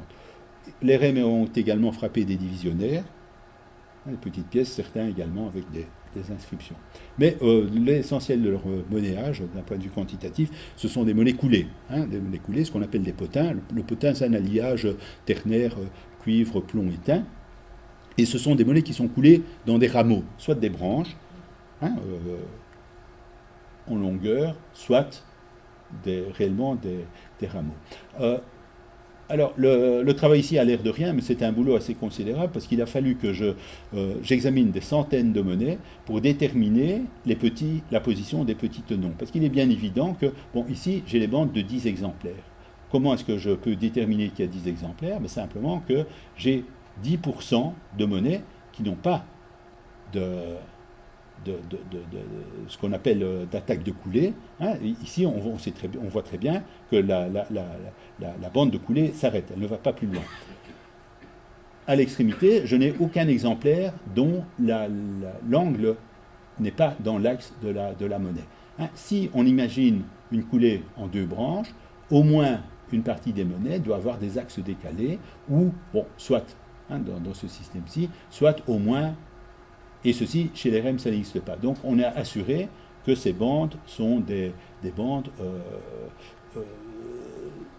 sont réellement des bandes et pas réellement des rameaux. Alors, la monnaie courante, la monnaie de potin, apparaît très tôt, grâce au contexte archéologique, à la datation, entre autres, grâce aux fibules et à la dendrochronologie. Hein, on obtient des dates relativement précises. On a des informations assez détaillées concernant ces premières séries, ce qu'on appelle des potins à l'ange, hein, qui représentent en fait un petit personnage un peu dodu.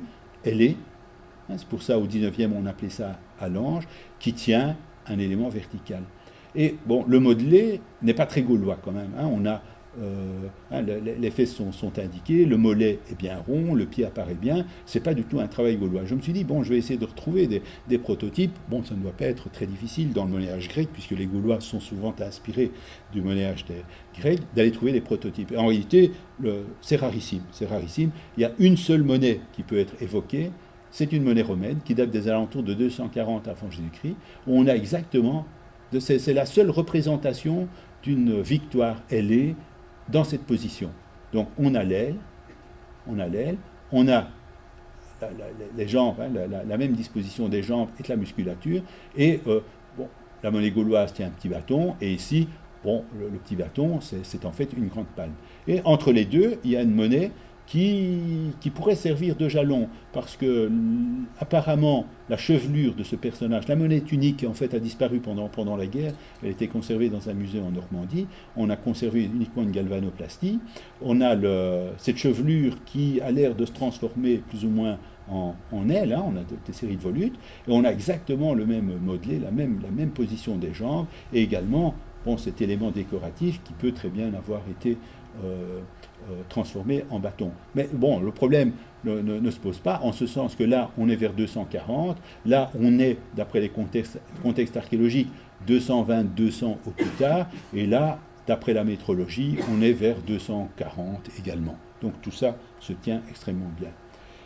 Et dès cette époque, donc aux alentours de 200, on voit très bien que la zone de diffusion de ce type de monnaie correspond ou se concentre quand même dans la zone qui a été attribuée au REM. Le problème avec ces monnaies, c'est qu'elles sont en assez haut relief et il y a énormément de défauts de fabrication. Je n'ai pas montré de portraits parce que ces portraits sont très moches, ils sont tous ratés. Alors, dans la série suivante, les REM se sont dit, bon, on va modifier, plutôt que de faire des pièces très épaisses, on va faire des pièces très plates. Donc à ce moment-là, on a changé le prototype.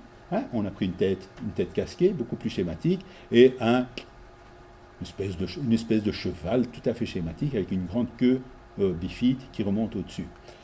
Bon, là, malheureusement, bon, la zone de diffusion est un peu plus vaste, et déborde sur un problème que je n'ai pas eu l'occasion d'aborder, qui est la Sympolitéa entre les Rèmes et les Suétions, puisque César dit que les Rèmes ont profité de la guerre des Gaules, de l'arrivée des Romains, pour se libérer de la tutelle des Suétions. Or, bon, c'est impossible. À l'époque de César, on verra quelques cartes tout à l'heure, c'est totalement impossible, mais éventuellement, aux alentours, puisque là on est vers 180-150 avant Jésus-Christ pour cette émission, il n'est pas impossible qu'à ce moment-là, effectivement, il y ait eu un regroupement entre les Suétions et les Rèmes. Ces techniques de fabrication de monnaie coulée permettent quand même d'arriver à une relativement grande finesse de poids. Hein. On arrive à avoir des poids moyens. Là aussi, je n'entrerai pas dans les détails. Voilà ce que donne un histogramme des poids. On voit très bien que l'essentiel, disons, se situe en 2,50 g et 3,70 g. Bon, même pour des monnaies frappées, ça reste quand même ici, c'est coulé, hein, mais même dans le cas de monnaies frappées, la tolérance à la frappe est quand même relativement large, et ce genre de choses montre bien qu'il y a un désir, une volonté délibérée de l'État de fabriquer des objets qui sont standardisés. Ces monnaies qu'on vient de voir sont beaucoup trop plates, beaucoup de défauts, non pas un manque de définition, un manque de définition dans la façon dont l'image apparaît, mais il y a des trous dedans, parce que la monnaie est trop plate. Donc les Rèmes se sont dit, ah oui, bon, les premières, on les a fait trop épaisses, ça ne marchait pas, c'était flou, les deuxièmes, on les a fait un peu trop minces, on va trouver un système différent, et là, ils ont utilisé des flancs denticulaires. Et là, ça a très bien marché. Bon, voilà un potin, voilà ce que donne la zone de répartition. Vers 105, toujours dans les années 180-150, là, malheureusement, on n'a pas de succession bien précise, il n'y a pas suffisamment de sites bien datés pour arriver à les cerner. Hein, voilà ce qu'on appelle potin à la tête chauve, le premier. En bas, à la tête humaine, on a une petite tête qui est probablement une tête coupée, avec des yeux globuleux, qui se trouve entre les pattes d'un sanglier, qui est une enseigne. Hein, ce n'est pas un animal, c'est, sur certains exemplaires, on l'a ici, on a une base, et la hampe, hein, c'est vraiment l'enseigne typique des Gaulois. Bon, série suivante, là, ça devient un petit peu un catalogue avec un personnage qu'on va retrouver pendant presque un siècle, un petit bonhomme dansant qui tient non pas une raquette de tennis, mais probablement 2 torques, et de l'autre côté, un loup. Au-dessus, on a un élément que voici, j'ai fait un agrandissement, qui est une fibule, hein, une fibule à pied recourbé, qui est une fibule typique des années 180, 150 avant notre ère. Le loup va se retrouver sur la série suivante. Bon, un vase qui vient d'Aulnat, avec une représentation d'un loup qui est assez proche de celui des monnaies gauloises. Voici un autre loup qui vient du sud-ouest de la France, associé à un bucrane. Non, pas enfin, ce qu'on appelle un bucrane dans la littérature, mais en fait, il y a les oreilles. Donc, c'est une tête de bovidé. La série REM suivante, en fait, on retrouve le même petit bonhomme, mais tourné dans l'autre sens, et au revers, le loup, avec des côtes très saillantes, la queue qui passe en dessous des pattes. Voilà un dessin d'interprétation de Bernard Lambeau qui nous montre un petit peu à quoi ressemble l'animal. Au-dessus, on retrouve ce petit élément qui est vraisemblablement la fibule. Vers 140, on passe à des émissions très différentes. À ce moment-là, on arrive dans une période qu'on pourrait appeler la période d'hégémonie REM. Les REM, subitement, prennent une influence considérable. Ce sont ces monnaies qui représentent 30% de la circulation monétaire en Europe centrale. Hein, au droit, on a toujours notre petit bonhomme qui tient son torque et sa lance. Et au revers, un animal qui a l'air d'ingurgiter ou de dégurgiter quelque chose qui est un serpent. Sur certains exemplaires, on a une langue bifide et on a un petit œil au niveau de la tête. Au-dessus, toujours cet élément qui est la fibule. Bon, ceci pour montrer un petit peu les aberrations. Autrefois, et il n'y a pas très longtemps, il y a encore une dizaine d'années, et même dans certaines publications, ces potins qui sont dans des contextes clairement 2e siècle avant Jésus-Christ ont été comparés au denier de César, à l'éléphant. Hein, bon, il y a un quadrupède, il y a un truc devant, et on les a datés. Cette monnaie est datée de 45, donc forcément, le potin ne pouvait qu'être influencé et être une copie du denier de César, donc ceci était postérieur à 45 avant Jésus-Christ. Donc tous les objets, fibules et vases qui ont été trouvés associés à ces monnaies ont été datés d'après 45 avant Jésus-Christ, alors que ces monnaies circulent déjà en 145 avant Jésus-Christ. Ça fait quand même un siècle. Et le contexte, évidemment, est extrêmement différent. Hein, on se trouve avant la Deuxième Guerre punique. La carte de répartition de ces potins, on voit très bien qu'on déborde très largement du territoire des Rèmes. On en a en Angleterre, et on en a jusque dans le midi de la France. Mais les phases suivantes vont montrer une rétraction progressive de la diffusion de ce monnayage. Ici, une très très belle monnaie avec toujours le même personnage qui tient sa chevelure, et au revers, le sanglier, le petit motif qui est la fibule, qu'on va retrouver évidemment sur le chaudron de Gundestrup. Hein, le personnage en question, en fait, porte un collant. On a des représentations dans la statuaire. On a une dizaine d'exemplaires de ces statues, essentiellement dans le midi de la France. On voit très bien que c'est un vêtement collant. Donc ici, sur le chaudron de Gundestrup, on a la ceinture, on a c'est un pantalon court, une espèce de bermuda, et on a un décor de rayures. Il tient le torque. Le serpent, je ne pense pas qu'on... Si, on l'a sur les monnaies avec l'animal qui le régurgite. Le sanglier, il est là. Le cerf de Cernunnos, on va l'avoir également. Cet animal, on va le retrouver également sur le monnayage. Et ceci, c'est le loup. Voilà la diffusion. On voit très bien qu'on se recentre. Bon, ceci qui était autrefois appelé potin au bucrane, mais bon, il y a les oreilles, donc c'est clairement une tête de bovidé. Au revers, un petit animal tout à fait amusant. On a toujours dit quadrupède. En fait, voilà, c'est l'exemplaire le mieux conservé. On a une indication d'un petit peu l'âge. Bon, quand on regarde la façon dont les articulations sont réalisées, c'est clairement un ours. Bon, l'ours est très fréquent dans les Ardennes à l'époque gauloise et encore à l'époque romaine, et on le retrouve encore dans le nord de la France jusqu'au IXe siècle. C'est un animal qui était à l'époque extrêmement fréquent. Là, peut-être que la zone de diffusion est un petit peu plus grande. Alors les problèmes de langue, je vous ai parlé tout à l'heure de cette inscription en lépontique. Les premières inscriptions sur les monérèmes, c'est ceci. On est sans doute vers 90 avant Jésus-Christ. Ce sont des inscriptions en grec. Bon, malheureusement, l'exemplaire que j'ai est très joli, mais l'inscription qui se trouve au droit se trouvait ici, en dehors de la pièce, et au revers, là-bas en dessous, en dehors de la pièce. Voilà ce que donne la zone de concentration. Puis on arrive tout doucement à l'époque de l'arrivée de César, avec des monnaies qui sont d'un style très différent. Ce sont des monnaies de cuivre frappées, avec le nom d'un personnage, Atisios, qui est qualifié de Rémos, Atisios le Rème, et une indication intéressante d'influence méridionale, un petit dauphin. Il est bien évident que le dauphin ne nageait jamais dans la Vesle. Bon, vraisemblablement, c'est un dauphin qui est originaire plutôt de la façade atlantique, où ce genre d'animal apparaît très régulièrement dans les monnages de cette époque, période pendant laquelle on a frappé à Reims